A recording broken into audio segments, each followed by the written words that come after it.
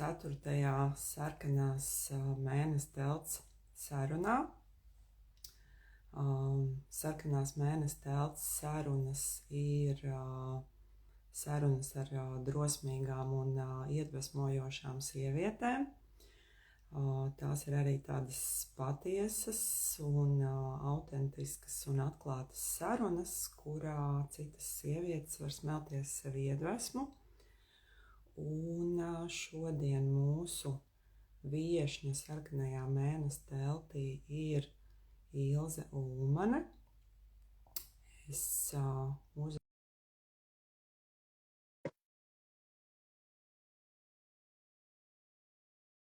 Skatāmies, kā mums izdosies savienoties šajā sestdienas rītā.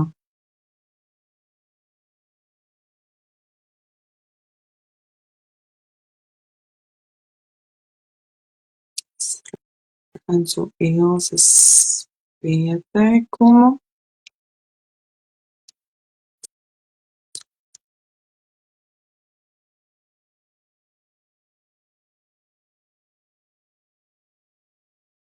Mēģinu vairākas reizes apstiprināt.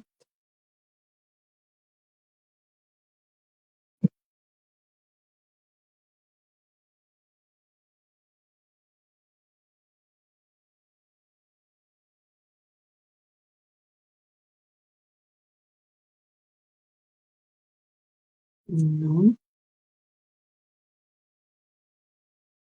kā mums šodien izdosies?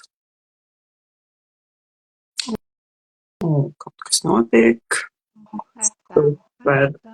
Tā, es gan tevi neredzu. Man ir tāda lieta, ka man tā ir gadījies. Ka es redzu sevi, neredzu tevi.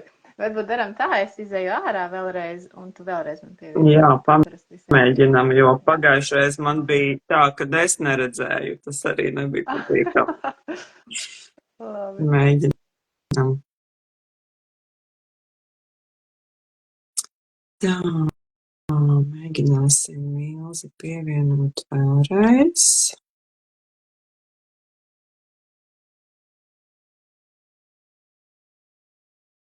Cerams, ka viss izdosies. Sveiciens tiem, kas pievienojas. Prieks jūs redzēt.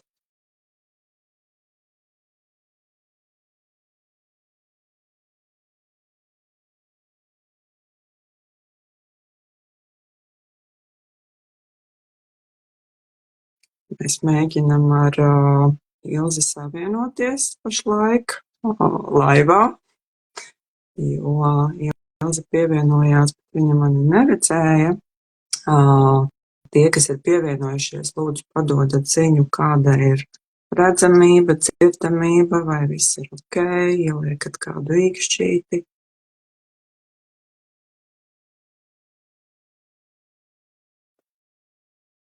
Labrīt, labrīt.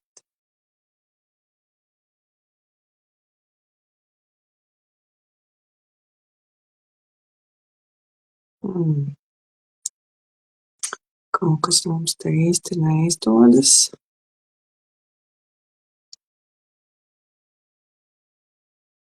Bet lai viss top un lai izdodas. Tā, nu. Nē, es tevi neredzu. No kā tev tas ir, jo es tevi redzu. Pagājušo reizi, jā, man bija tā, ka es arī neredzēju. Un mēs sarunu taisījām. Kā tev tas ir, ka tu neredzi?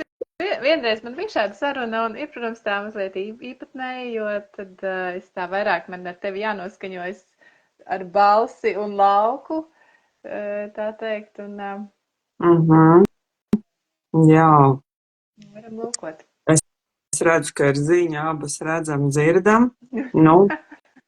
Sāki. Ja būtu rāds, tad varbūt labi. Es vienkārši varbūt nebūšu tik ļoti, kā saka, empātisks saruna partners un nepamanīšies tev pārtrauc. Jā, man arī pagājušreiz bija tā jocīgi, bet, jā, es nezinu, mēģinam trešo reizi vai Pamēģinām daram? 3 labas lietas, ja Nu, nebūs, jā, tad nebūs. pamēģinām vēl vienreiz, jā. Tev ir iPhones vai tev ir Androids? Man ir Android. Nu tad nevajadzētu būt šitādiem jokiem it kā. Nu, mēģinam, lai top, jā.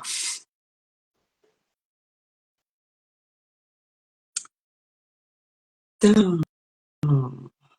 Nu, tad turam īkšķus, lai izdodas un lai Ilze arī var mani redzēt.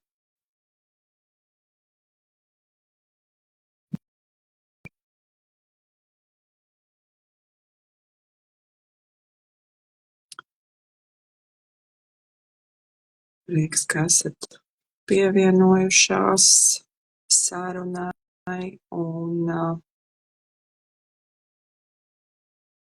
un arī kamēr Ilze atkal pievienojas, tad droši sarunas laikā uzdodat jautājumus, ja tādi rodās, un centīsimies atbildēt jau sarunas laikā vai arī tad sarunas noslēgumā.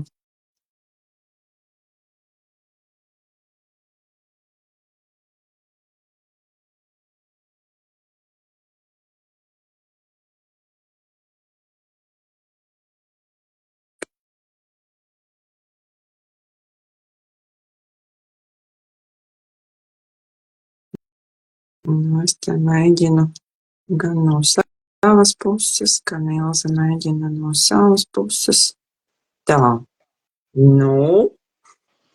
Neredz, es tevi bet laižam tālāk. Nu, tad šodien tev ir tāda karma dzirdēt. Jā, nu tā, lai tu vari vizualizēt. Man ir dzeltena kleita. Jā, man te saules tādi atspīdumi. Es arī mēģinu iekārtoties, lai saulīte tā kā nespīd acīs un lai viss ir ok. Tevi es redzu ļoti skaisti, tev ir skaisti auskari. Jā, man ir skaisti auskari. Auskari, tas ir mans kaut kāds, nezinu, kā to nosaukt, kaut kādi man talismani. Vai ne? Man arī ir tā, ka, tad, kad es kaut kur dodos vai kaut kur esmu publiskajā, tad man auskariem ir jābūt.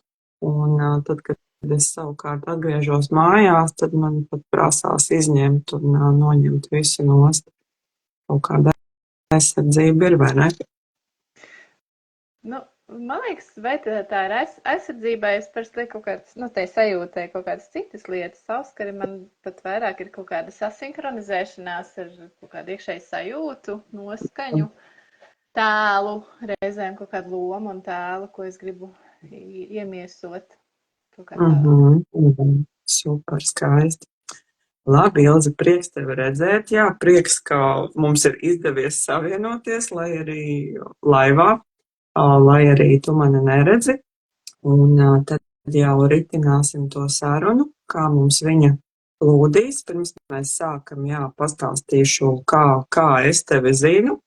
Sapadināmies mēs 9 sauļu skolā, un tad tādu pirmo reizi es atceros, kad bija manis vadīts sieviešu aplis, kur tu arī piedalījies, un mēs bijām tādā mazā lokā, un tas aizgāja tā ļoti, ļoti dziļi un ļoti intīmi mūsu tādas sievišķās sarunas, un principā, tā arī ir. Tas arī ir tas sarkanās telts vai sarkanās mēnes telts koncepts, un ka mēs sievietes varam būt tādas, ļoti patiesas, atklātas, autentiskas, mums nav nekas jāslēpj, kaut kas jātēlo, mēs varam padalīties ar to, kas mums uz sirds, pastāstīt un arī pieņemt vienu otru, uzklausīt, sadzirdēt, nevērtēt, būt bez kaut kādām intrigām, konkurencēm, tiešām būt tādā sirds telpā.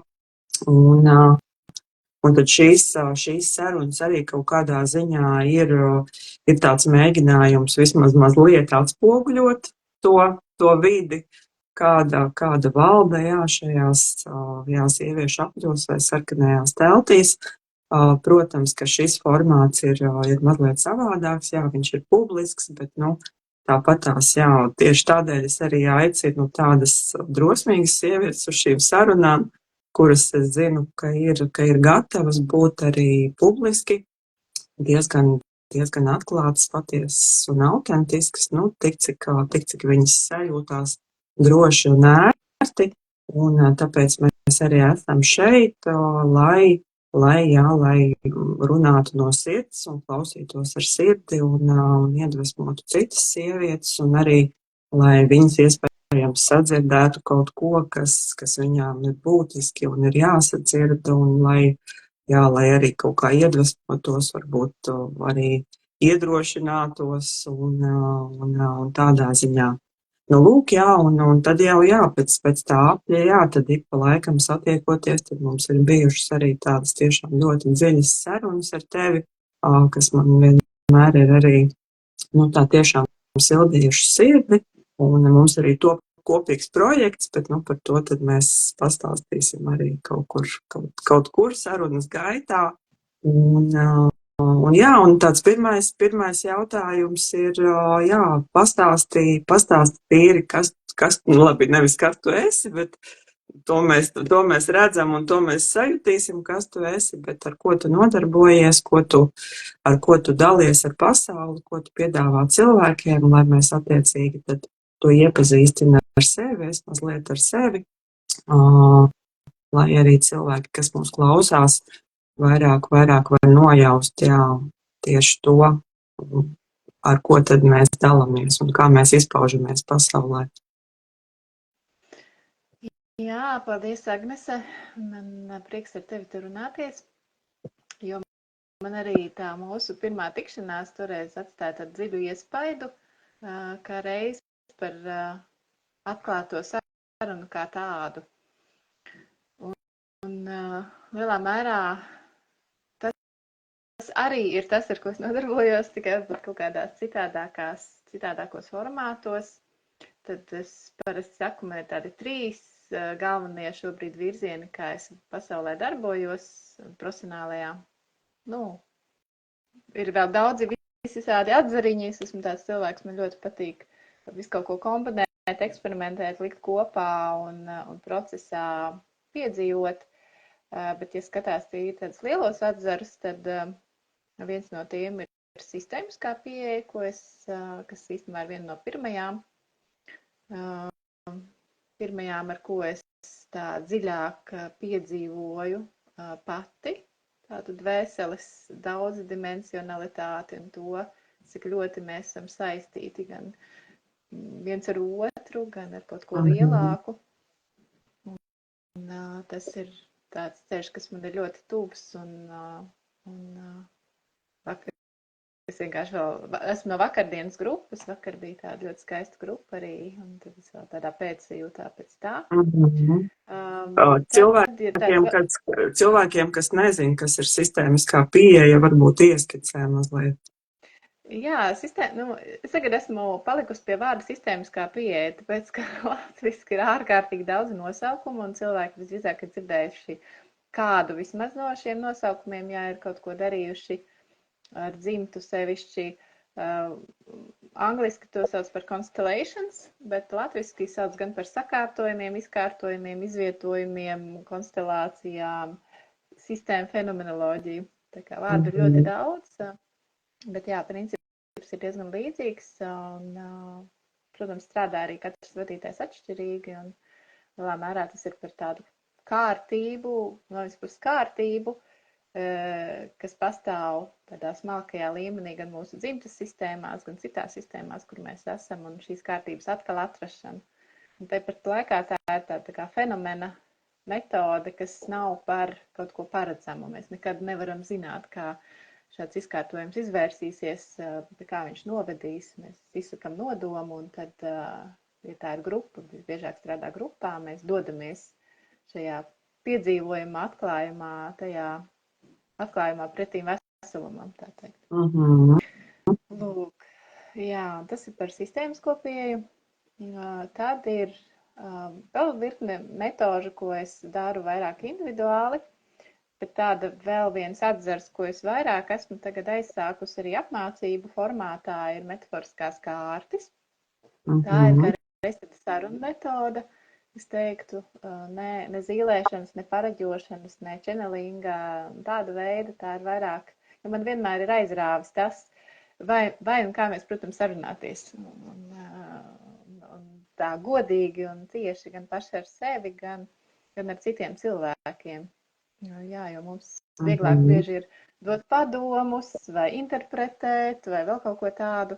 Un tad metaforiskās kārtas ir tāds instruments, ļoti universāls instruments, kurš palīdz, principā, uzdot jautājumus un sadzirdēt atbildes mazāk kā tieši kaut ko pateikt priekšā vai ievirzīt. Lūk, un tāds trešais izpausmes veids, kas man vienmēr iet paralēli, un es joprojām neesmu atradusi veidu, kur man viņu tā kā ielikt, vai viņu vai kaut kur ielikt, tā ir rakstīšana. Man ļoti patīk rakstīt. Gan, nē, tas nav visais vārds, ka man patīk rakstīt, bet kaut kā reizēm rakstās, un es ar to pati piedzīvoju tādas dziļas transformācijas, un cilvēki ir man ik pa brīdim patiesībā biežāk, kad man kāds pienāk tā nejauši klāta vai pazīstams vai puspazīstams, retāk man kaut ko saka par grupām vai kārtīm, bet par to, ka paldies, Ilze, ka tu raksti.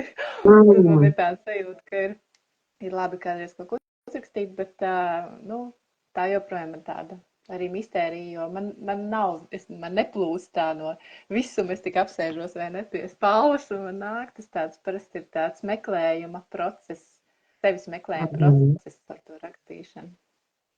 Bet tas tev ļoti, jā, man arī ļoti uzrunā, kad tu raksti, un, jā, īpaši tie tavi tādi stāsti vai pasakas, vai kā, lai viņus nosauc, viņi ir tādi ļoti, ļoti, jā, ļoti dziļi un tādi sulīgi. Jā, tieši par tiem raganas rakstiem ir tā, ka es pat brīdim rakstu tādus fragmentiņus un rakstu par viņiem mazliet kaut ko, un tas, kas man kādreiz atnāca, ka es nevaru viņus uzrakstīt, kamēr es neesmu piedzīvojis visus tos aspektus, un es viņus tikai jaušu un pamazām pati dzīvojot dažādas pieredzes cauri, atklāju tos aspektus, un tad viņi tā kā vācās kopā, kā tāda puzlīte. Kā tāds kā vīriešiem ir varoņa ceļš, sievietēm kāds varētu būt ceļš? Starp citu, ir tas pats arī varoņas ceļš, un turpat ir šīs teorijas, jā, par varoņa ceļu, viņas ir vairākas, bet arī par varonas ceļu, jā, kādi ir tie konkrētie posmi, tā kā tāds viennozīmīgi ir, un mēs jau arī, jā, pasakās mītos, un arī redzam, jā, gan šo tādu vīriešu izaugsmes ceļu, iniciācijas ceļu, gan sievietes, tā kā tas jau viss arī ir, un es pilnībā arī pievienojos tam, ko tu saki, arī man, jā, pārsvarā visas atklāsmes atziņas nāk caur tādu personīgo pieredzi, caur personīgiem pārdzīvojumiem, dažādiem izaicinājumiem, un tāda pasaules un realitātes uztveres bilde arī veidojās. Un tieši tā, jā. Jā, paldies, jā, ka tu pastāstīji par tiem savām tām daļām vai aspektiem vai izpausmēm. Man arī ir līdzīgi, ka man viņas ir vairākas. Arī es viņas tā kā, visvairāk sagrupēju tādos trīs izpausmes veidos, kur, tas, kā es darbojos, kā es izpaužos caur savu sirds darbu, savu sirds aicinājumu. Viens ir individuāls, psiholoģijas vai psihoterapijas sesijas, konsultācijas, un es pārstāvu transpersonālo psihoterapiju, ko tādā tautas valodā varētu nosaukt par garīgo psiholoģiju,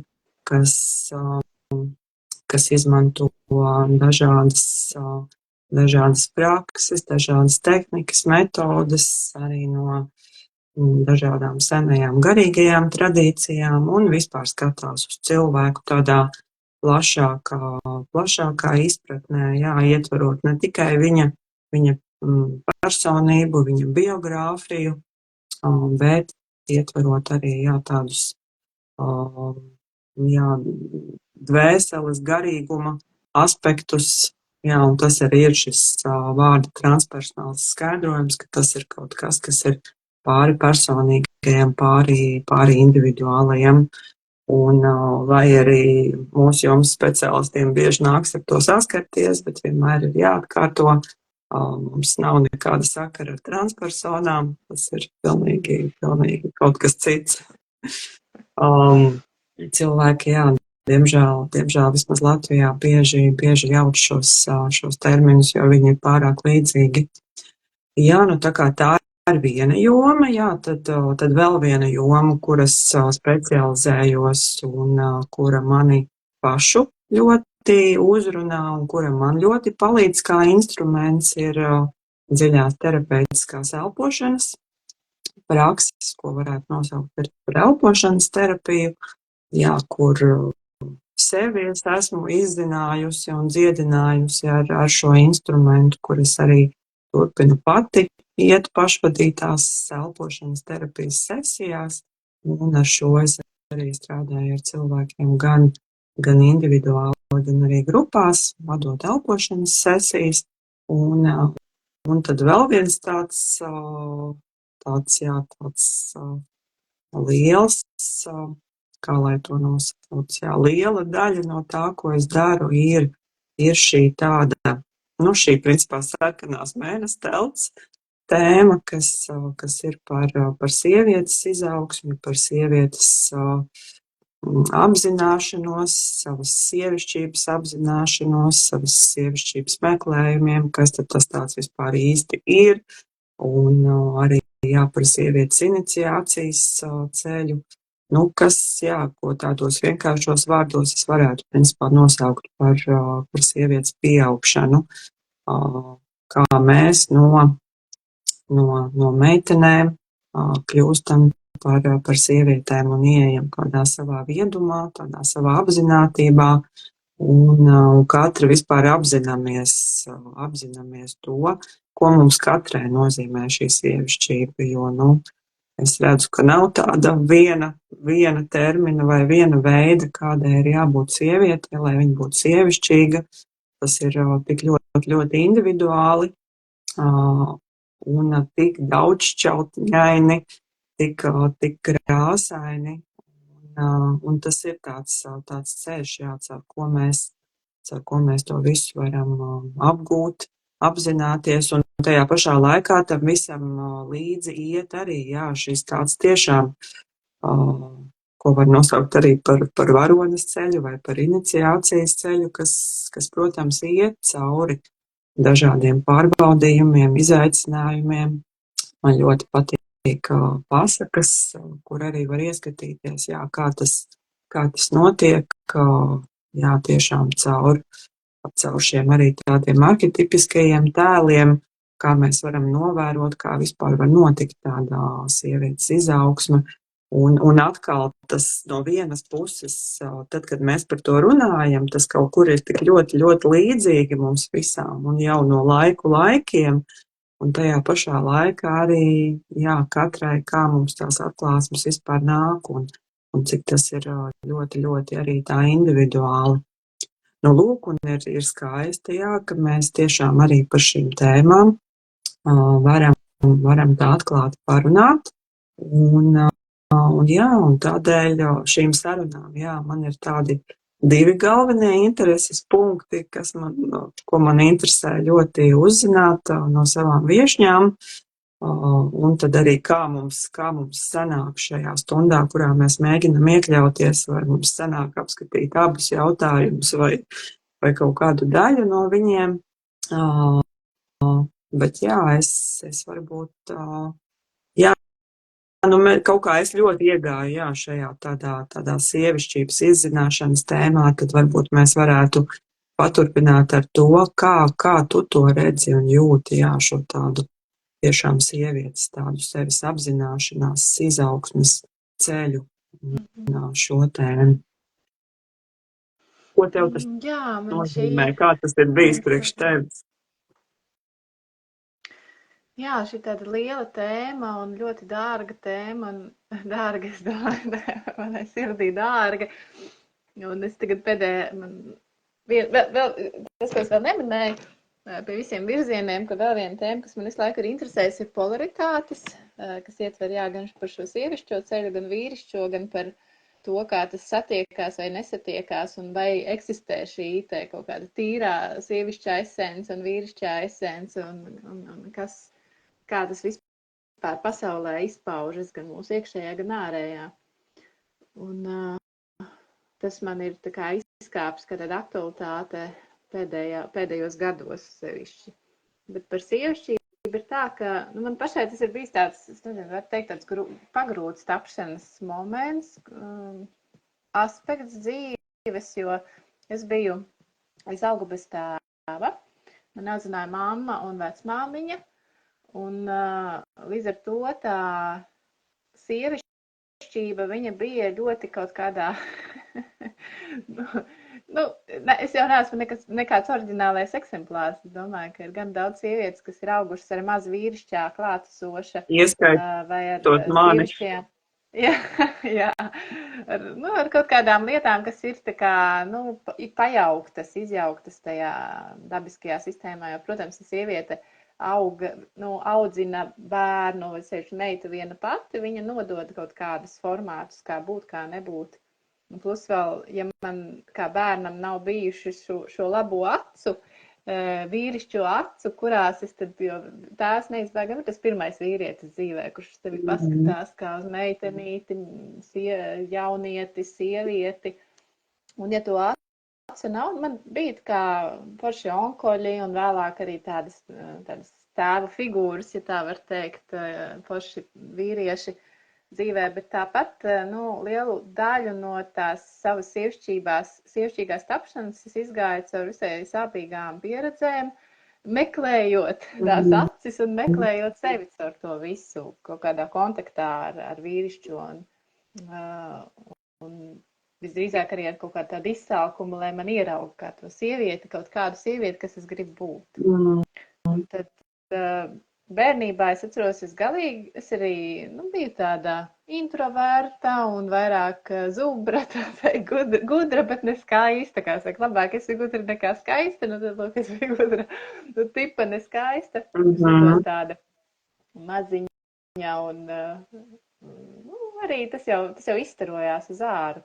Es atceros, ka es īsti puišiem neinteresēju un kaut kādu brīdi es pat par to īpaši nesatraucos, bet kaut kādā brīdī jau tas radīja kaut kādu, ka ar mani kaut kas nav kārtībā. Es atceros, ka bija viens puisis, tas bija, mums bija tāda draugu kaut kāda, draugu kompānija, vēl pusauģi mēs bijām, es nezinu, man 13-14 gadu bija.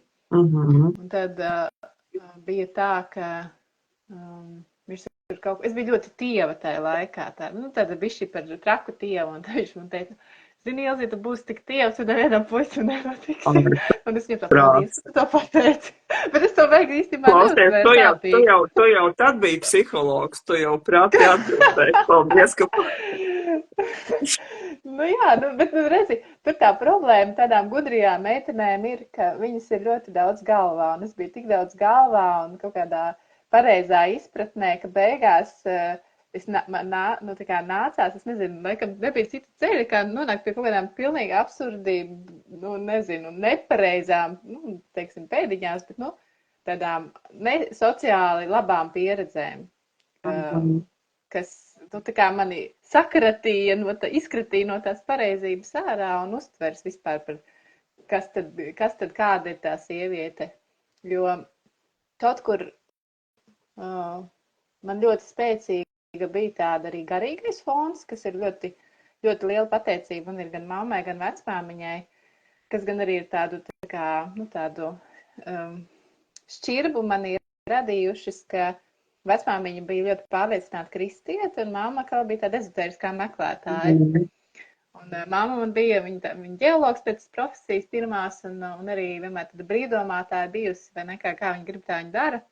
Un arī, man liekas, ir vīrišķo, viņa izvēlējās dzīvot viena, Bet arī, tā kā lielā mērā, gan jau bija savi vēl tur jaunības pārdzīvojumi, varbūt, kāpēc, bet, ka lielā mērā tā bija viņas izvēle tā piedzīvot sevi, tādā brīvībā vairāk, pat pašpietiekamībā.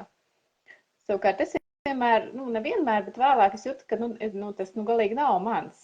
Kamēr vecmāmiņai atkal bija viņai bija tāds mātes klukstis tāds vairāk formāts. Viņai pašai bija, mamma bija no 5 bērnu ģimenes, un vecmāmiņa ļoti par mani rūpējās, kā mazbērnus ar viņu uzaugu tiešām līdz tiem 13, 14 gadiem.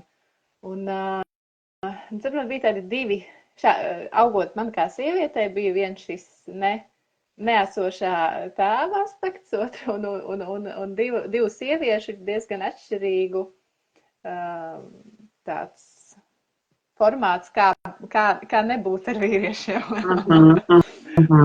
Kā īsti nebūt līdz galiem sievietei. Lai gan man viss šis pēc tam, un joprojām tā kā atgriezies pie tām beigām, ko tu prasīji, kas ir tā sievišķība, ka tas, pie kā es esmu nonākusi, ir, ka tiešām sievišķība ir visām sievietēm. Šī ir mana personīgā sāpes, vienkārši neciešu visus tos kursus, kā atvērt sevi sievišķību un kā tur būt īstai sievietei un tā. Es domāju, visas sievietes ir īstas sievietes, tikai mēs, vairāk vai mazāk sev to atļaujam.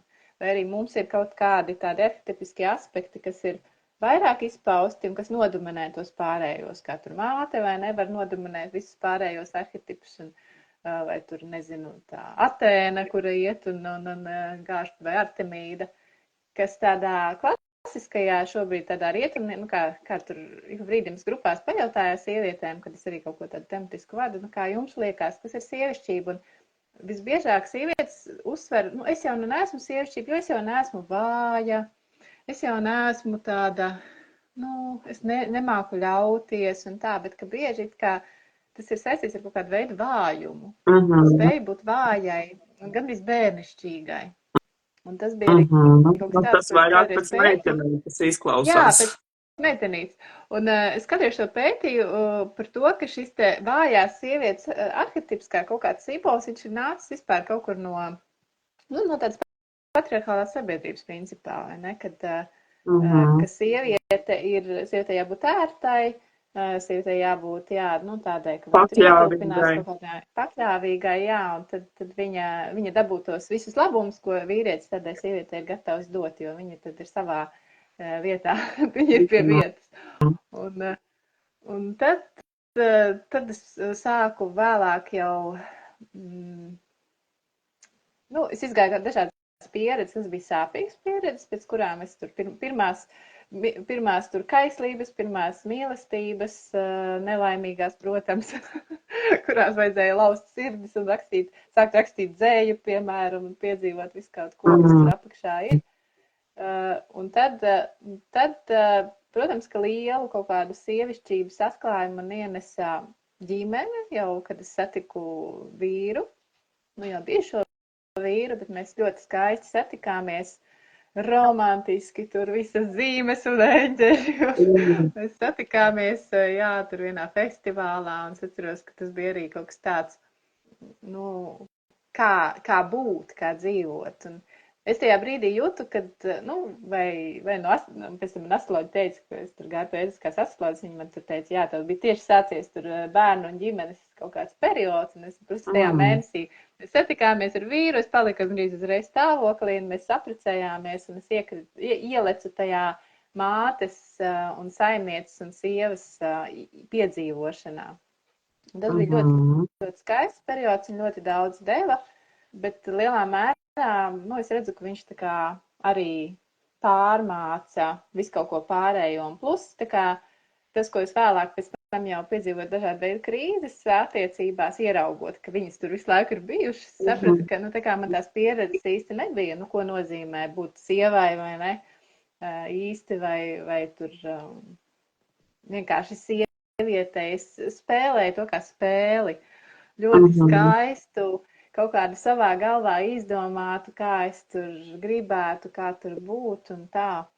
Un plus vēl, kad manām vecākiem dēlam uzlika autisma diagnozi, bija jau, ka viņš bija maziņš, bija jūtams kaut kas viņam neatbilst tādai tipiskajai attīstībai, bet tad jau sāk interesēties par to vairāk. Un, principā, kad Dāvinam bija 3 gadi, es jau biju palika stāvoklī ar otro bērnu. Man tā kā kaut kas sagruva tajā ideālajā kaut kādā ģimenē, ko es arī, ideālajai mammai, protams, ka tu redzi, ka ar citādāku bērnu viss ir citādāk. Bet visādos līmeņos daudz kas sāka grūt. Un es sāku tā kā iekšēji, gan visādi sēru procesi bija un viss kaut kas, bet es visam tam gāju cauri, kā reiz meklējot sevi no jauna. Kas tad ir īsti, kas tad es esmu, kas es gribu būt. Un tie bija diezgan ilgi gadi, kad, protams, ir vienkārši viss tas virpulis, bērni man ir 3, tad tu ēri ar katru bērnu, vienīgais, ko man obligāti jāapsaka par sievišķību, un tēmām, tas ir vēl viens atzars, ko es šobrīd gan esmu un nekā izvērsus, man viņš vairāk tiešām, varbūt kādreiz atkal izkāps, ir dūlošana un dzemdības. Tas vienmēr bija tāds periods, ka es teicu, ka šī ir tēma, ar ko es esmu gatava vienmēr runāt. Ja kāds grib pajautāt kaut ko par dzemdībām, es esmu gatava stāstīt visu jebko, jo tas kā reiz bija tādas manas visas dzemdības. Viņi, nevienas nebija vieglas, man tur nebija nekādas orgasmiskās dzemdības, kā tagad tur arī moderni, vai ne? Par to tur mazliet zini tādu, kuram tādas ir bijušas? Nē, nezinu. Varbūt kaut kādā YouTube'ā vai kaut kur. Kādreiz tur ar vienu dūlu runāju. Viņi kādu zināja, bet teica, ka tās ir ļoti specifiskas sievietes, kuras viņas apmēram tā arī visu laiku dzīvo, tā kā ļoti tendētas uz to orgasmismu, varbūt kaut kāds tantrists vai kaut kā tā. Bet jā, kad priekš manis tā dzemdība pieredze bija jau pirmā. Es ļoti skaidri zināju, ka es negribu dzemdēt slimnīcā. Tas arī bija viens no iemesliem, kāpēc mēs Latvijā palikām toreiz, jo bija vēl doma, vai mēs kurā valstī dzīvosim. Jo es gribēju dzemdēt mājās, un es gribēju, tas viss īstenībā bija ļoti intuitīvi, bet tas, ko es redzu, ko es gribēju, jau sākotnēji zināju, ka es gribu to spēku, ka sievietei atnāk pie viņas dzemdībās paturēt sev. Jo tas, ko es diemžēl redzu, un tā ir man ļoti tāda sāpīga tēma, ka es redzu, ka viss tāda medicīnas sistēma mūsdienu, viņa to spēku atņem sievietei. Rekur mums Zane saka, ka viņa ir raksta, jā. Wow, vismaz mēs tagad tādu zinām vienu cilvēku, kam ir tāds pieredze. Super. Jā, es nezinu, vai būs vēl 4. bērns, ja būs, varētu uz to paspiest. Tad mēs zinām, par prasīt padomu. Jā. Nē, Zane vienkārši, es zinu, Zane ir darba, viņa ir kā reiz kā dūli strādā, un tā arī viņas tēma ir. Un, jā, un tad tas, ko es tiešām tik ļoti toreiz piedzīvoju, ka, kas var būt sievišķīgāk kā šis, tāpēc, ka tur tu piedzīvo visu. Tu piedzīvo gan savu spēku, gan savu nevarēšanu, gan tādu pilnīgu padošanos kaut kam lielākam. Tā kā nav neviens cilvēks spēkos īstenībā apturēt dzemdības, ja tas nav kaut kā mehāniski, tehniski. Tā kā tev nākas tā kā ienirt tajā visā procesā.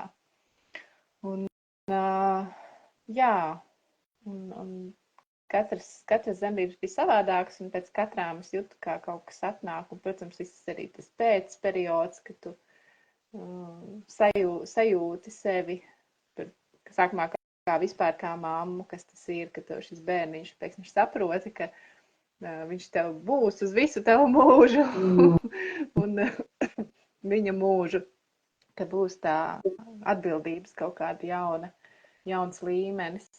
Un, protams, tur gan pāri kāpšanas un negulēšanas un zīdīšanas grūtības un prieki un viss tas. Tas man noteikti iedeva tādu ļoti lielu kā reizi atgriešanos no manas galvas gudrās kaut kur vairāk ķermenī un klātesamībā un tā. Jā, un tad bērni pamazām auga, un mūsu attiecības ar vīru kļuva arvien sliktāk. Es tikai mazliet, protams, pārspīlēju. Es nezinu, vai cik, kā tev pašai sajūt, es nezinu, vai ir vērts to tagad tirzāt arī visu tos iemeslus, bet tādi. Mums arī tam visdrīzāk šajā sarunā nebūs laika, jā, bet starp citu, mazliet atgriežoties atpakaļ, tā kā klausoties tevi, vai es pareizi sadzirdēju, ka priekš tevis tāds pagrieziena tāds punkts, un kad tu vispār gāji tādā dziļāk sevis izzināšanā, bija vecākā dēliņa tā diagnoze, vai tas bija tas brīdis? Nezinu, vai tas bija tas brīdis. Zini, kā, tas bija kaut kas mani ļoti samobilizēja, un vienu brīdi man likās, ka es visu, tā kā es dzīvi savu ļoti ap to virzīšu. Tas man varbūt bija tāds pagrieziena punkts, ka es sapratu, ka, ja man bija kaut kāda vēl ilūzija, kaut kas ir manā varā baigi šeit dzīvē, ka es varu kaut kā uztaisīt savu dzīvi vai viņu izaudzināt par kaut kādu cilvēku, vai es tur ar visām darīju, man tāda alternatīvais dzīvesveids ir vienmēr bijis kaut kas klātesošs un arī tāds līdz galam nesasniedzams, jo tas man lika pārvērtēt, kas tad ir tās iekšējās un ārējās realitātes tā satikšanās punkts. Ka, ja es līdz tam biju diezgan no sistēmas, tad tas man kā reiz lika paskatīties vairāk arī uz to sabiedrību, kurā mēs esam, un gan veselības aprūpas sistēmu, kura kaut kā funkcionē pārāk labi, bet kaut kas tur ir, man tas saveda vairāk atpakaļ realitāti, tā es to varētu teikt. Bet tāds garīgais, tad, ja tu jautā par tādu sievišķo un tādu eksistenciālo, tad tur man vairāk ir aizvedušas manas partnerattiecību jautājumi. Dziļas krīzes saistībā ar to, ka es saprotu, ka viss ir pilnīgā pakaļā un es nezinu, ko es daru nepareizi, bet viss ir tik sūdīgi, ka kaut kam jābūt nepareizi, ko es daru. Un tad tas bija, kaut kas tāds, kas man ļoti arī lika pārvērtēt tādu sevis kā sievietes identifikāciju vai vispār, kas ir tas, ko es savā dzīvē gribu radīt vai negribu radīt, vai radu un kaut kāpēc radu. Jā, vienkārši wow, klausoties tevi, lai arī mēs pa visu kaut ko esam runājuši, bet tieši šādi mēs neesam runājuši, un es arī tik ļoti sadzirdu paralēles ar savu stāstu. Jā, es arī biju gudrā meitene un teicamniece un tā, bet arī vairāk par to, ka šis brīdis, es viņu reāli izjūtu tomēr kā to mūsu, vienkārši bioloģisko pulksteni, ka mums ir šī vajadzība dibināt ģimeni, radīt pēcnācējus, un man arī kaut ko ļoti līdzīgi, es arī satiku savu jau bijušo vīru ļoti skaisti un romantiski un zīmīgi, un viss bija tik skaisti un tik īpaši, un nezinu, kā pasakā vai kā filmā, un tiešām līdz kaut kādam brīdim, vismaz manā gadījumā, norisinājās pēc tāda ideālā scenārija, kā varētu likties. Un tik ļoti pazīstami ir tas, ko tu teici par to, kad arī, manā dzīvē viennozīmīgi, manas laulības izjukšana un šķiršanās, tas bija tāds mans tāds pagrieziena, pavērsiena punkts, mana dziļa krīze, no kuras tad attiecīgi sākās, tāds mans vispār sevis izzināšanas un izaugsmes ceļš, kas sākumā bija vienkārši rāpšanās ārā no bedres un no kaut kāda, depresijas milzīgas un melna cauruma. Bet, ko es gribēju teikt par tām paralēlēm, tas par to, kad ieejot šajās attiecībās, laulībā, ģimenē, protams, kad arī piekrītu tas, ko tu saki, ka mēs visas esam mēs jau esam sievietes, un mums tās visas lietas ir ieliktas intuitīvi un instinktīvi. Un ieejot šajā ģimenē, protams, kad ir lietas, ko mēs darām intuitīvi un instinktīvi, un tās mums arī visbiežāk arī sanāk un padodās, Bet tad ir tās lietas, jā, ko mēs vienkārši neesam redzējušas vai neesam iemācījušās ar kaut kādu tādu piemēru.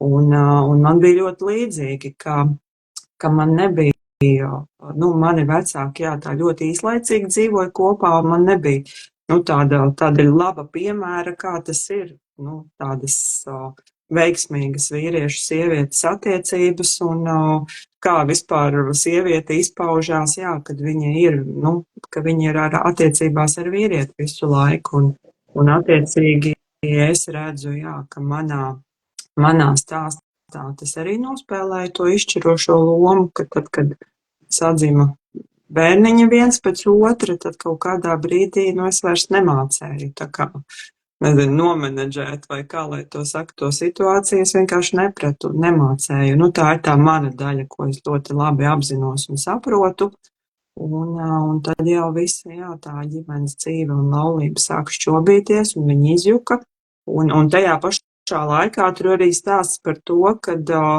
es sadzirdēju tev to, un arī man tā bija, ka mēs jau katra gribam un daram to labāko. Un mēs daram to labāko, izrietot no savas pieredzes, nezinu, no tāda noskatītā, izsapņotā, izlasītā, nezinu, tur filmās redzētā vai grāmatās izlasītā, un tā mēs to būvējam un veidojam, ja mums nav kaut kāda, jā, šī tāda ļoti tāda veselīgā, reālā priekšstata. Un attiecīgi būvējot, jā, būvējot ģimeni, būvējot laulību uz kaut kādiem tādiem, nezinu, tādiem idilliskiem kaut kādiem priekšstatiem, kaut kādā brīdī tas sāk ļodzīties, brukt un jukt. Nu, vismaz tā bija man, jā, es tagad primāri par sevi runāju, bet tajā pašā laikā, nu, tas ir tas paradoks, jā, ka lai mēs nonāktu līdz tam, kam mums ir jānonāk, līdz tā kaut kādām savām atziņām un atklāsmēm, mums ir jāiet cauri dažādiem šiem posmiem, kur tiek nojaukts kaut kas, kas nav īsts, un kur mēs ejam cauri savām krīzēm, pārdzīvojumiem, un tādā veidā gūstam savus atklāsmes. Un arī man tieši tāpat kā tev, arī mans tāds sievietes izaugsmas iniciācijas ceļš arī pārsvarā ir, nu, viens ir, jā, šī laulības izjukšana, bet arī pēc tam jau tīri caur attiecībām, ar vīriešiem, caur izzināšanu, caur pārdzīvojumiem, caur saprašanu, kā es negribu, kā man nevajag, kā man neder, un tādu iešanu uz to, kā man vajag un vispār kā man der. Nu, tā. Jā, tā kā tur es saklausīju tādas ļoti, nu, jā, kaut ko ļoti, ļoti līdzīgu, un es esmu pārliecināta, ka, nu, tās jau neesam tikai mēs, vai ne? Tās ir, jo, nu, arī gan Latvijā, gan vēl kaut kur, jā, arī citur pasaulē, protams, ka ļoti daudz sievietes ir augušas bez tēviem, vairāk vai mazāk. Un tas spēlē tādu savu lielu lomu. Nu tā, jā. Klaubi, Ilze, ko tu saki, ja mēs pāriet uz to, ka mēs varbūt varētu parunāties par mūsu pasākumu, kas mums top? Mēs varam, kā reiz saistītā tēma. Vai ne? Jā, nu tā bija tava tāda ideja, iniciatīva, jā, pastāsti no savas puses. Jā, tad man atnāca, ja pasen man šī ideja bija, nu, kā reiz tieši sistēmiskās pieejas skatpunktā es viņu arī biju jau pētījusi, un arī ceros, ka es braucu speciālo, kad varēju braukāt uz Krieviju uz tādu meistarklasi par šo. Tad tēma ir tāda diezgan sensitīva un mazliet tabū tēma, ja tā var teikt, vai arī pat otrādi ļoti notrivializēta, un tā ir par attiecību trīsstūriem. Vai daudzstūriem, jo tāds klasika ir, ne, ka mēs runājam par trīsstūriem, bet ļoti bieži jau tas nav tik vienkārši. Un tas, ko es nesen tikai sapratu, ka mēs nākam no turienes, kur mēs esam piedzimuši, un no tā mēs lielā mērā tiecamies uz to atgriezties, ka lielākā tiesa visas tādas psiholoģiskās ārstēšanas ir par to, ka ja mūsu bērnība ir bijusi disfunkcionāla, kā lauzt šo patērnu atgriezties šajā disfunkcionalitātē pēc pazīstamības garšas. Jo mēs, tā kā visi, man liekas, atcerās, kā garšot tur bērnības kaut kādu viņa mīļie ēdienu vai kaut kāda smarža, kas atgādina to bērnību, tajā ir kaut kas tik silts un pazīstams un jauks, ka mēs tur tiecamies atgriezties. Un tāpat tas ir par dažādu veidu attiecību scenārijiem, ka mēs vienkārši ejam tur, kur mēs zinām, kā tas ir. Mēs vienkārši zinām, kā tur izdzīvot. Citādos veidos mēs nezinām. Tas ir kaut kas ļoti pazīstams. Jā. Un, ja runā par mani, piemēram, tas, ko es vienā brīdī sapratu, kāpēc man šī trīsstūra tēma, tā pavisam atklāts, esmu trīsstūros bijusi no dažādām pusēm savā dzīvē, tā kā piedzīvojusi no dažādiem aspektiem to. Es ceru, ka beidzot, lai izgaršot visas garšas un sapratu, ka es tur vairs negribu iet. Bet tas, ko es ieraudzīju par sevi, ka es esmu piedzimusi trīsstūrī. Tā ir man dzimšanas vieta. Man ir, tēvam jau bija ģimene, un viņš satika mammu, un tā es piedzimu. Tad es esmu piedzimusi. Un, lai kā mēs mēģinātu cenzēt to, cik tas ir nejauki, jo vienmēr, ja es par kaut ko šādu runājam, vai ne, ka kāds nosodīs, visbiežāk jau nosodīs to mīļāko vai mīļāko, kurš tur ielīdzis ir kaut kur, bet tā dzīvē notiek, un tā dzimst bērni, un tā mēs dzīvojam. Tā ir tāda dzīves realitāte, kura ir. Un man liekas, tā vietā, protams, ka var runāt par kārtību un kāpēc vajadzētu, lai būtu tur pareizi, ir vērts skatīties, kas to rada. Un ir daudzi tādi gan sistēmiski, gan psiholoģiski iemesli, kas šo rada. Ļoti bieži to cēloni pēc būtības saprotot, arī tas scenārijs var mainīties. Un tas ir tas, par ko tad mēs ar Agnesi, ar ko mēs strādāsim šajā seminārā, kas mums būs. Tas būs 18. 19. pareizi saku? Jā. Oktobris. Tas Jā. būs 2 dienu seminārs, kur pirmais vakars. Ir vakars. Jā, 18. vakars, kur mēs kā reiz vairāk sāksim ar tādu sarkanā mēnesi telti, kur gan iespējams būs arī vīrieši, šoreiz nebūs tikai sieviešu pasākums, kas ir tieši par tādu atklāto dalīšanos šajā tēmā. Tik, cik katram būs ērti, protams, neviens tur nav spiests stāstīt visu savu dzīvi. Un tad 2. dienā mēs strādājam jau ar sistēmisko metodu un ar citām tādām rituālākām pieejām šajā tēmā. Lūk, tad varbūt Agnes, tu vari. Jā, tieši tā, jā, un no manas, protams, ka jā, es arī visu cauri būšu klāt un arī šajā sistēmiskajā darbā, ko piedāvās Ilze.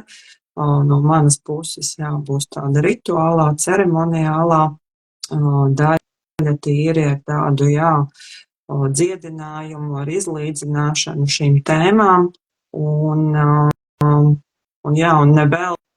nevelti mēs esam sadūšojušās kaut ko tādu radīt un vadīt, jā, jo mums abām šīs tēmas ir pazīstamas, un es arī tik ļoti piekrītu un jūtu to, cik tā ir tāda tabū tēma, lai arī mūsdienās jau kādi tik vispār nav attiecību modeļi, jā, ir ir viss šī poliamorija un vēl ir visādi veidi. Jā, tā pasaule tā kā meklē risinājumu šim, kā to, nezinu, darīt, jā, tādu, nezinu, atvērtāku, tādu, kā lai pat nosauc tādu, nezinu, tā kā veselāku, veselīgāku, kaut gan, jā, tas arī, es arī esmu tāds vairāk old school cilvēks, kas pieturās pie labi pārbaudītām vecajām tradīcijām, bet, jā, arī no savas puses es arī esmu piedzīvojusi šīs pieredzes, šos daudzstūrus dažādās lomās, sākumā esot sabiedrības definētajā upura lomā, jā, tā kā piedzīvojot, jā, cik tas ir briesmīgi un šausmīgi, un apsolot sev, ka es jau gan nekad tā nedarīšu kādam citam, un pienāk dzīvē brīdis, kad tu nonāc arī kaut kādā tajā savādākajā lomā. Un vismaz, priekš manis es sapratu, jā, ka man, lai es vispār varētu saprast gan sevi, gan cilvēkus, gan palīdzēt cilvēkiem, vest viņus viņu procesos, viņu dziedinājumos, man ir jāredz un jāsaprot un jāizjūt dažādas šīs puses un šie scenāriji, jo savādāk, ja mēs paliekam tikai tādā labs, slikts, melns, balts, pareizs, nepareizs, tad mēs varam palikt tikai tādā dogmatismā, un kamēr mēs vērtējam un kamēr mēs nosodam, tikmēr nekas tur tāds īsti labs nevar sanākt. Un tajā pašā laikā, mēs jau par šo esam runājuši, es tāpat kā tu, pēc tā, kas ir piedzīvots, esmu sapratusi, ka tas nav tas, kas dara man. Man tāpat tas, uz ko es tiecos un eju, ir šis tāds tradicionālās partnerības un ģimenes modelis. Un vēl pie visa, visvairāk tās manas saziņas par to visu, un arī klausoties dažādus podkāstus par to pašu poliamoriju un dažādiem šiem attiecību veidiem, es saprotu to, ka vismaz uz doto brīdi tā mana atziņa ir tāda, ka tas viss kļūst sarežģīti tajā brīdī, kad ir bērni. Un bērniem, protams, tomēr izdevīgs un veselīgs un vismaz pašlaik tādā manā redzējumā ir šis tradicionālais ģimenes modelis. Un tajā pašā laikā, redzi, tu esi piemērs, jau acīm redzams, un tādi ir neskaitāmi daudzi, kur bērni ir radušies dažādās šajās attiecībās un attiecību modeļos, un tā pasaule notiek. Tā pasaule notiek, un tā viņa turpinās, un tā viņa risinās, un mums katram ir jāmeklē priekš sevis tāds savs redzējums, un sava tāda veseluma sajūta tajā visā, kā tas notiek, un tieši tādēļ arī, mēs esam sajutuši šo impulsu, šo aicinājumu radīt šo pasākumu, lai visās šajās tēmās arī ienestu vairāk miera, vairāk gaismas, vairāk tādas pieņemšanas, dziedinājuma, lai pirmkārt jau varētu vispār par to runāt, atklāties, sadzirdēt vienam otru, jo tad, kad mēs sadzirdam to, ka otrs ir gājis cauri, tad mums daudzas lietas kļūst skaidrākas un saprotamākas gan par otru, gan par sevi. Tā, Ilze, vai tev ir vēl kaut kas piebilstams šajā tēmā? Tas, ko es gribēju pateikt, ka mēs visi esam piedzimuši trīsstūri, savā ziņā trīsstūrī. Mamma, tēvs un bērns ir tāds pirmais labais trīsstūris, kas īstenībā uz kā viss būvējās, un ka trīsstūri vispār ir, ja tā pavēro arī dažādās sistēmās, trīsstūris ir vienkārši forma, kā kaut kas meklē izaugsmi un stabilitāti. Un tad savā ziņā priekš manas sistēmiskā pieeja ir ļoti daudz palīdzējis ar to, ka ir iespēja paskatīties uz lietām nevis caur vērtējumu, bet caur tādu likumu izpratni, kā tas notiek. Tad, kad tu zini, kā tie likumi notiek, un tu redzi, kā viņi uz tevi darbojās, tu tomēr jau vari mēģināt viņu ietvaros atrast to jau citu veidu risinājumu. Pat tad, kad, kāpēc, parasti jau neviens nenonāk šādās salikumos, tāpēc viņi baigi gribētu. Tieši tā. Izvēlās, es gribētu būt mīļākā, vai es gribētu, lai vīrs man grāš, vai kaut ko tādu. Tas ar mums notiek, un notiek tas tāda zemūdens straumju dēļ, kas mūs aiznes tajā, kā savienotie trauki kaut kādā virzienā, kas ir sistēmai lielāko balansu radoši. Un tad, kad mēs ieraugam to triangulāciju, kas viņu rada, jo principā jau tad triangulācija viņa nepārtraukti notiek ar mums, bet ļoti tādos pareizajos pāros, bet kuros tāpat līdz galam viss nav kārtībā, tas triangulāts var būt darbs, pieņemsim, hobijs, nezinu, kaut kas cits. kur tāpat tā pietrūkstošā enerģija, viņa tiek ņemta no kaut kurienes vēl. Un jā, ja mēs runājam vēl par to modeļiem un to, ka, man pašai ir pieredze arī paeksperimentēt ar šo jautājumu. Un tad, kad man viss ir striķis rūku, es teicu, nav jau vairs neko zaudēt, pamēģināsim. Vai vēl citādāk. Un es tomēr arī nonācu pie tā, ka pie virknes ļoti atziņām. Viena bija tāda, ka sabiedrība ir kāda viņa ir, un ja kādreiz, piemēram, man varbūt pat šķiet, ka tāda kopiena sabiedrība būtu ļoti forša. Es nedomāju, ka tas būtu, ka visi guļ ar visiem un kopā audzina bērnus, bet ka tā tīkls ir citādāks nekā šobrīd tādas nukleārās ģimenītes, kur tiešām tam mammai un tētim jātiek galā ar visu un visu to dzimtas dinamiku, kas tur caur bērniem notiek. Tas ir smagi, tas vienkārši ir smagi, un tāpēc arī mums rodas tik daudz visādu devianšu, man liekas, mūsu sabiedrībā. Jo nav tā diskopa dzimtas sistēma darbībā. Dzimtas vai saimes vai, tā kā cilts sistēma, viņa nav. Tad veidojās visādi tā kā surogāti, kā šo balansu uzturēt. Bet arī to, ka mūsu lielākā, dārgākā enerģija šeit ir uzmanība mūsu zemes iemiesojumā, un ka vienmēr augs tas, kur mēs veltam uzmanību. Un ja mēs savu uzmanību visējam uz visu kaut ko, nezinu, uz vairākām attiecībām, uz visu kaut ko, tad, ja tas būtu saskaņots, vai ne, kā poliamorijā, tas ir kā atklāts saskaņots attiecības, tāpat tur ir grūtāk kaut kam izaugt tādam tiešām kvalitatīvam, jo tev nāk šo uzmanību dalīt ļoti plaši un dažādi, balansēt un saskaņot. Bet, man pašai šis arī iedeva to tādu nenosodījumu, ka kaut kādā ziņā visam ir vieta būt, bet mēs varam izvēlēties to ar laiku atšķirt, kas ir tas labais, kas ir tas. Jo visām izvēlēm ir sekas, visām izvēlēm ir kaut kas, kur viņi mūs aizved, un to mēs parasti piedzīvojam. Tā vai citādāk. Tāpēc, lielā mērā es pat teiktu tāds trīsstūris, arī, ja kādam šī tēma liekas, ka tā jau nav par mani, protams, kad interesantāk vai vērtīgāk viņi varētu būt cilvēkiem, kuri vai ir paši bijuši, vai ir šādās modeļos bijuši, vai ir redzējuši vecākiem to, bet lielā mērā šis tāda trīsstūra dinamika mums visiem ir pazīstama. Ja tu saproti šo, kā tas strādā, tas var palīdzēt jebkurās citos procesos, ne tikai partneru attiecībās. Jā. Tieši tā. Super, Ilze. Mēs esam stundiņu norunājušas. Mēs arī esam iekļāvušas visus punktus, ko es vēlējos no šīs sarunas un vēl vairāk.